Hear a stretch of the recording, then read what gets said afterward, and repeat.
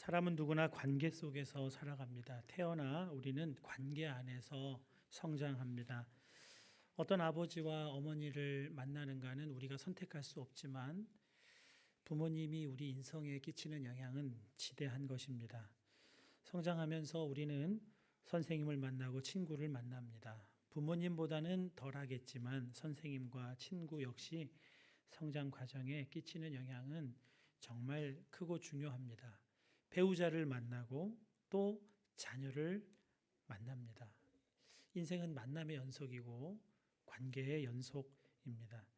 얼마 전에 큰 인기를 끌고 마감했던 응답하라 1988이라는 드라마에서 덕선이 아버지가 둘째 딸 덕선이에게 고백하는 것이 참 감동적이었습니다. 이 둘째 딸 덕선이는 첫째 언니 생일에 이렇게 얹혀져서 생일 축하받는 걸 정말 싫어했습니다. 그래서 자기는 언니 생일과 덤으로 생일 하고 싶지 않다고 분명히 말했지만 가난한 부모님은 딸의 호소를 들어주질 못합니다. 덕선이가 눈물을 흘리면서 억울하다고 아주 토로를 합니다. 그리고 며칠 뒤에 아버지가 마을 가게 앞에서 덕선이에게 고백을 합니다. 미안하다고 합니다. 그것이 그렇게 너에게 심각한 것인 줄은 몰랐다고 그렇게 말합니다. 그러면서 아빠도 아빠가 처음이야 그렇게 이야기합니다. 모든 만남이 대부분 연습 없이 처음 겪는 일들이기 때문에 실수가 많습니다. 실수하고 잘못하지만 그래도 우리는 만남과 관계 안에서 성장하고 그 관계가 인생을 결정한다고 해도 과언은 아닐 것입니다. 그만큼 관계는 중요하다고 하겠습니다. 그 중요한 관계를 마틴 부버라고 하는 유대인 철학자는 두 가지로 정리해 준 적이 있습니다. 책 제목이 나와 너라고 하는 제목인데요. 짧은 에세이이지만 이 작은 책으로 그는 인생 전체의 관계를 훌륭하게 둘로 나누어서 정리를 해줍니다. 나와 너, 나와 그것. 이 두 관계라고 하는 겁니다. 모든 사람과의 만남을 나와 너로 관계할 수도 있고 나와 그것으로 관계할 수도 있다는 겁니다. 참다운 삶을 살기 위해서는 나와 너의 관계 속에서 살아가야 한다는 겁니다. 나와 너의 관계라고 하는 것은 서로가 인격적으로 마주하는 관계이고 무엇과도 바꿀 수 없는 유일한 나와 또 대체할 수 없는 대체 불가능한 너가 깊은 신뢰 속에서 만나는 것, 그것을 나와 너라고 했습니다. 이에 반해서 나와 그것의 관계는 도구적인 관점으로 세상을 바라보며 우리가 대하고 만나는 대상을 언제든지 대체시킬 수 있고 일시적으로 또 기계적으로 대할 수 있는 대상으로 삼아서 관계하는 것을 나와 그것의 관계라고 설명했습니다. 나에게 너는 목적입니다. 그러나 나에게 그것은 수단에 불과한 것입니다. 부모와 자녀가 나와 너로 만나는 것이 중요합니다. 부모가 자녀를 목적으로 삼는 것이 필요합니다. 여기서 목적으로 삼으라고 할 때 자녀를 우상처럼 그렇게 여기라는 뜻은 아닙니다. 자녀가 목적이라고 하는 것은 숨겨진 내 욕망과 내 목적의 수단으로 자녀를 대하지 않아야 한다는 것입니다. 자녀 자신의 인생이 펼쳐지도록 양육해 가야 하는 것을 말하는 것입니다. 이것이 자녀와 부모가 나와 너로 관계하는 모습인 겁니다. 나와 너를 그림처럼 잘 그려 보여주는 시가 있습니다. 김춘수의 꽃입니다. 여러분 잘 아시죠? 내가 그의 이름을 불러주기 전에는 그는 다만 하나의 몸짓에 지나지 않았다. 내가 그의 이름을 불러주었을 때 그는 나에게로 와서 꽃이 되었다. 내가 그의 이름을 불러준 것처럼 나의 이 빛깔과 향기에 알맞는 누가 나의 이름을 불러다오. 그에게로 가서 나도 그의 꽃이 되고 싶다. 우리들은 모두 무엇이 되고 싶다. 너는 나에게, 나는 너에게 잊혀지지 않는 하나의 의미가 되고 싶다. 서로에게 의미가 되는 관계, 서로의 존재를 빛나게 해주는 관계가 바로 나와 너의 관계입니다. 그런데 이 나와 너, 나와 그것의 관계가 하나님과 신앙생활하는 우리와의 관계에도 그대로 나타나고 있다는 것을 우리가 알아야 합니다. 여러분은 하나님과의 관계를 나와 영원한 너, 그 관계로 하나님과 관계하고 계십니까? 아니면 나와 영원한 그것으로 하나님과 관계하고 계십니까? 하나님은 여러분에게 대체 불가능한 분이시고 여러분의 존재를 빛나게 해주시는 너이십니까? 아니면 언제든 다른 것에게 밀리시고 대체가 가능하게 취급되시는 그런 분으로, 그것으로 여러분 관계하고 계십니까? 드라마 속 덕선이 아버지는 실수하고 잘못은 하지만 딸에게 사과하는, 나와 너의 관계를 잘 지켜나가는 아버지입니다. 가난하고 배운 것이 많진 않지만 자녀와의 관계를 나와 너로 살 줄 아는 모습을 보여줍니다. 그런데 며칠 전 기독교 신앙을 가진 사람이라면 누구나 엄청난 충격 속에서 사건을 접하게 되는 일이 있었습니다. 목사가, 그것도 독일에서 신학 박사 학위를 받고 하나님에 대하여 가르치는 교수가 딸을 5시간 동안이나 때려서 결국 목숨을 잃게 만듭니다. 그 딸의 시신을 백골이 되기까지 1년 동안 이불에 덮어 두었다가 발각이 되는 사건이 있었습니다. 그가 믿는 하나님, 그가 그토록 인생을 걸고 배운 하나님, 그 하나님은 어떤 하나님이시기에 13살짜리 딸을, 어떤 죄를 이 딸이 지었기에 그렇게 죽도록 5시간을 때리게 되었을까? 그가 믿는 하나님은 어떤 하나님일까? 참 무서운 사건입니다.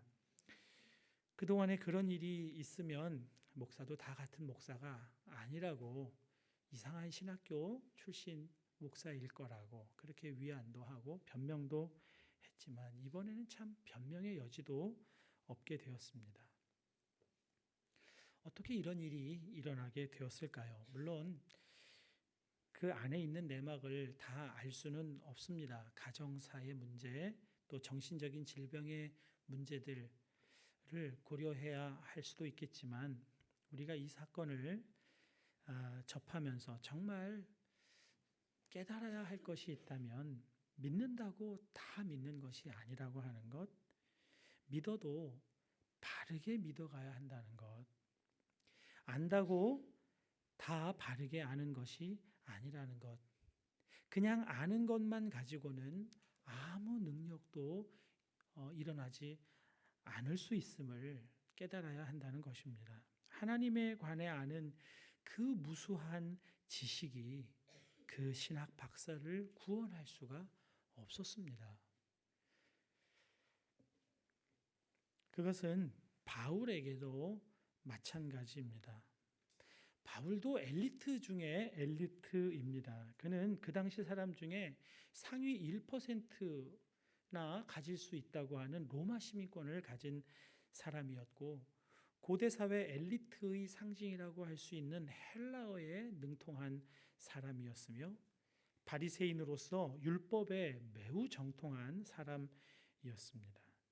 최고의 율법학자 가말리엘의 제자였다는 것이 그가 가진 율법에 관한 지식이 얼마나 대단한 것이었는지를 나타내 줍니다. 그런 사람이 아무런 잘못 없이 종교적인 믿음이 다르다는 이유로 스데반을 돌로 쳐서 끔찍하게 사형하는 현장에서 돌을 들어 사람을 쳐 죽이는 사람들의 옷을 맡아주고 그들이 하는 일이 옳다고 지지하고 자기 자신의 일도 옳다고 여겼다는 사람입니다.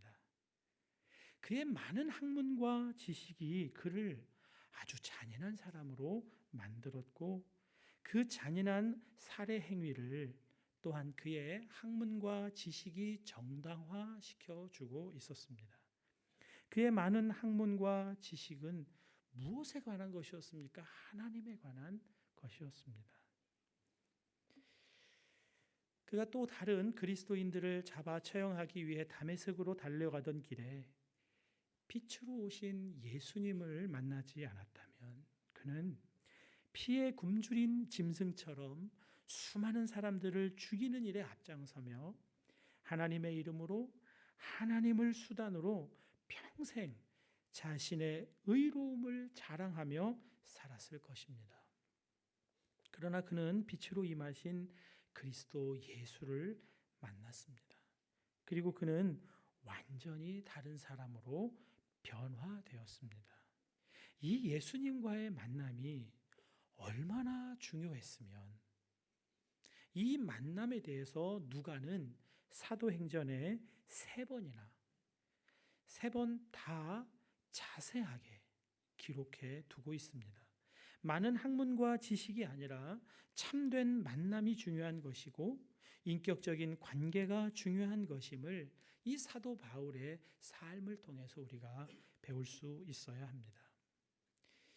그리고 오늘 본문에서 그는 예수 안에서 만난 그 하나님을 나의 하나님이라고 부르고 있습니다. 나의 하나님이 그리스도 예수 안에서 영광 가운데 그 풍성한 대로 너희 모든 쓸 것을 채우시리라. 하나님 곧 우리 아버지께 세세무궁하도록 영광을 돌릴지어다. 아멘. 바울은 하나님을 나의 하나님이라고 부릅니다. 그가 고백하는 나의 하나님은 내가 독점하는 하나님이라는 뜻이 아닙니다. 나의 하나님은 교리로 아는 하나님이 아니라는 뜻입니다. 그가 그 다음 절에서 하나님 곧 우리 아버지라고 우리 하나님이라고 함께 부르고 있는 데서 우리는 나의 하나님이 내가 독점하는 하나님이 아니라고 하는 것을 알게 됩니다. 많은 학문과 지식의 대상이신 객관적 실체이신 하나님일 뿐 아니라 그분은 내 안에 살아 계시고 내주하시는 하나님이신 것을 함께 알아야 한다는 것을 나의 하나님이라고 하는 고백을 통해서 그가 고백하고 있는 겁니다. 나와 인격적으로 만나주시고 친밀한 관계를 맺고 계시는 하나님이시라는 겁니다. 내게로 다가와 의미가 되신 하나님이시며 내 인생 속에 살아계시는 하나님이시고 나는 날마다 그분의 영향을 받으며 또 그분도 나의 삶과 나의 행동에 영향을 받으며 살아가는 나와 너의 하나님, 그분이 나의 하나님이라는 겁니다. 여러분에게도 하나님은 나의 하나님 맞으십니까? 토마스 아퀴나스는 이 하나님에 대해서 신존재 증명이라고 하는 방식으로 하나님을 정리해 보려고 했습니다. 목적론적, 존재론적, 원인론적 신존재 방법으로 하나님을 붙들려고 했습니다. 그것이 우리가 혼란스럽게 하나님에 대해서 생각하는 그런 것으로 우리에게 안 좋은 영향을 미치고 있습니다. 지식 속에 있는 하나님, 논리 가운데 있는 하나님이 아니라 성 어거스틴에게 말씀으로 다가오셔서 잡아서 읽으라. 로마서 말씀을 읽고 완전히 변화되는 그런 성 어거스틴이 만난 나의 하나님이 우리가 붙들고 만나야 할 하나님인 겁니다.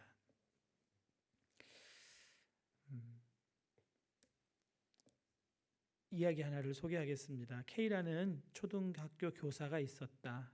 개학날 담임을 맡은 5학년 반 아이들 앞에서 그녀는 거짓말을 했다. 아이들을 둘러보고 모두를 똑같이 사랑한다고 말했던 것이다. 그러나 바로 첫 줄에 구부정하니 앉아있는 남자아이 철수가 있는 이상 똑같이 사랑하는 일은 불가능했다. K 선생은 그 전부터 철수를 지켜보며 철수가 다른 아이들과 잘 어울리지 않을 뿐 아니라 옷도 지저분하고 잘 씻지도 않는다는 걸 알게 되었다. 때로는 철수를 보면 기분이 불쾌할 때도 있었다. 끝내는 철수가 낸 시험지에 큰 X표를 하고 위에 커다랗게 빵점이라고 써 넣는 것이 즐겁게까지 여겨질 지경이었다.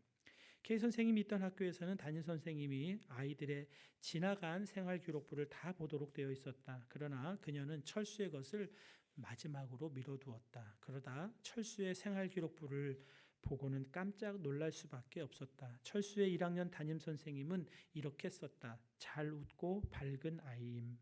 일을 깔끔하게 잘 마무리하고 예절이 바름. 함께 있으면 즐거운 아이임.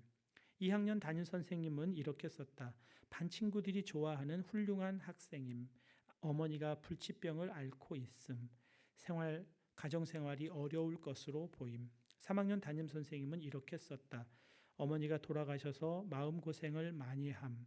최선을 다하지만 아버지가 별로 관심이 없음. 어떤 조치가 없으면 곧 가정생활이 학교생활에까지 영향을 미칠 것임. 철수의 4학년 담임 선생님은 이렇게 썼다. 내성적이고 학교에 관심이 없음. 친구가 많지 않고 수업 시간에 잠을 자기도 함. 여기까지 읽은 K 선생은 비로소 문제를 깨달았고 한없이 부끄러워졌다. 반 아이들이 화려한 종이와 예쁜 리본으로 포장한 크리스마스 선물을 가져왔을 때 철수의 선물만 식료품 봉투에 두꺼운 갈색 종이로 어설프게 포장되어 있는 것을 보고는 더욱 부끄러워졌다. K 선생은 애써 다른 선물들을 제쳐두고 철수의 선물부터 포장을 뜯었다. 알이 몇 개 빠진 가짜 다이아몬드 팔찌와 4분의 1만 차 있는 향수병이 나오자 아이들 몇이 웃음을 터뜨렸다.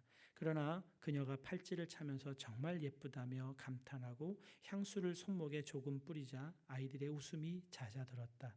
철수는 그날 방과 후에 남아서 이렇게 말했다. 선생님, 오늘 꼭 우리 엄마에게서 나던 향기가 났어요. 그녀는 아이들이 돌아간 후 1시간을 울었다. 그날 그녀는 읽기, 쓰기, 국어, 산수 가르치기를 그만두었다. 그리고 아이들을 진정으로 가르치기 시작했다. K 선생은 철수를 특별히 대했다. 철수에게 공부를 가르쳐 줄 때면 철수의 눈빛이 살아나는 듯했다. 그녀가 격려하면 할수록 더 빨리 반응했다.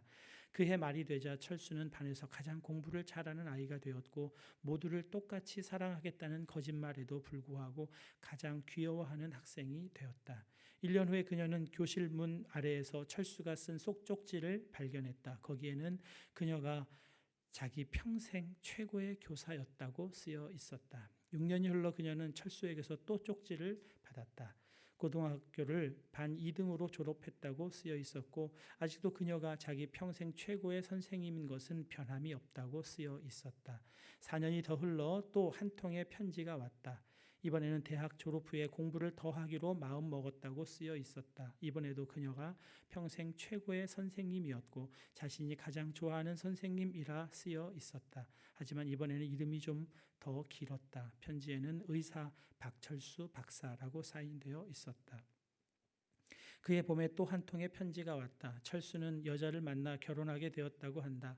아버지는 몇 년 전에 돌아가셨으며 K 선생님에게 신랑의 어머니가 앉는 자리에 앉아줄 수 있는지를 물었다. 그녀는 기꺼이 좋다고 화답했다. 그런 다음 어찌 되었을까? 그녀는 가짜 다이아몬드가 몇 개 빠진 그 팔찌를 차고 어머니와 함께 보낸 마지막 크리스마스에 어머니가 뿌렸다는 그 향수를 뿌렸다. 이들이 서로 포옹하고 난 뒤 이제 어엿한 의사가 된 박철수는 K 선생에게 귓속말로 속삭였다.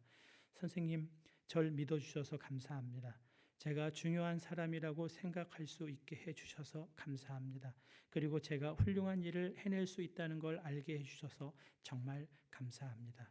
K 선생은 또 눈물을 흘리며 속삭였다. 철수, 너는 완전히 잘못 알고 있구나. 내가 훌륭한 일을 해낼 수 있다는 걸 알려준 사람이 바로 너란다. 널 만나기 전까지는 가르치는 법을 전혀 몰랐거든. 많은 학생들이 있지만 그 선생님에게 학생은 그 철수 한 사람인 것이고, 많은 선생님이 있지만 철수에게 선생님 한 분은 바로 K 선생님 한 분인 겁니다. 나와 너로 스승과 제자가 만났을 때 두 사람 모두에게 놀라운 변화가 일어납니다. 다메섹으로 가는 길에서 예수님을 만난 뒤로 바울에게 하나님은 나의 하나님이 되었습니다. 그의 생활에 필요한 것을 실제로 공급해 주시는 살아계신 분이십니다. 풍성한 대로 모든 쓸 것을 채워주시는 분이십니다. 하늘 저 멀리 저편에서 무엇을 하는지 감시하고, 잘못할 때는 벌을 주고 잘할 때는 칭찬해 주는 그런 멀리 계신 하나님이 아니라, 이스라엘 백성들이 광야의 길, 먼지 나는 그 길을 걸어갈 때 구름기둥 불기둥으로 함께 그 광야의 길을 걸어갔던 나의 하나님이 사도 바울의 하나님이었습니다. 나의 일로 아파하시고 눈물 흘리기도 하시고 나의 행동으로 기뻐하시고 흥분하시는 아버지가 하나님이십니다. 너희 하나님 여호와가 너희 가운데 계시니 그는 구원을 베푸실 전능자이시라. 내가 너로 인하여 기쁨을 이기지 못하여 하시며 너를 잠잠히 사랑하시며 너로 인하여 즐거이 부르며 기뻐하시리라. 나로 인하여 즐거이 부르며 그 기쁨을 이기지 못하여 하시는 하나님, 그분은 기계적인 하나님도 아니고 교리 속에 계신 하나님도 아니고 율법 안에 갇혀 계신 하나님이 아니라 살아계신 인격으로 나와 함께 하시고 내 안에 오신 나의 하나님이신 겁니다. 우리 그 찬송 같이 한번 함께 불렀으면 좋겠습니다. 너희 하나님 여호와가 너의 가운데 계시니, 그 하나님, 나의 하나님으로 우리가 가슴 깊이 간직하며 함께 찬양하겠습니다.